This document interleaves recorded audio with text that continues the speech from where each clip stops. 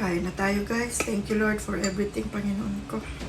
Sa pagkain na ito na nasa aking harapan. Salamat po Ama. Amen and amen. Kain na. Ito ay lunch and breakfast na rin. Ganito ang buhay ng OFW. Naroon akong pancit canton, kalahati lang. Meron akong bacon na 3 piraso. Meron akong fried egg. Tsaka yung counting vegetable salad.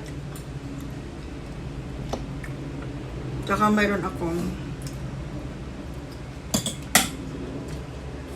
oatmeal.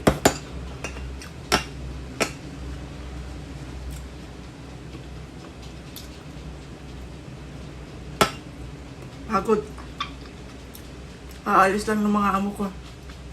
4-5 days na naman.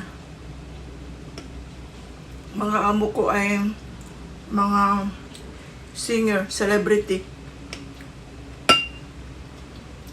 Parado silang umaalis para mag-concert. Kahapon nagpunta yung amo ko, kararating lang galing Indonesia.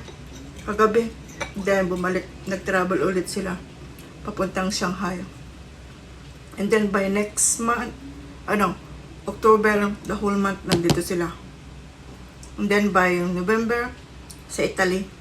After Italy, they go to Hawaii. And then Hawaii, by 2024, sa Australia sila. Yan lang ang aking trabaho. Pero malaki ang bahay nila. Meron akong aso.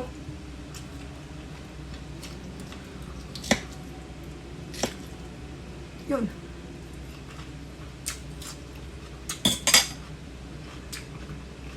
Buhay OFW.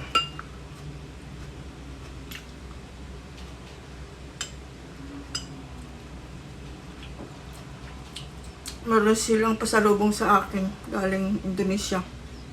It's like a toast bread na may shrimps. Bye-bye.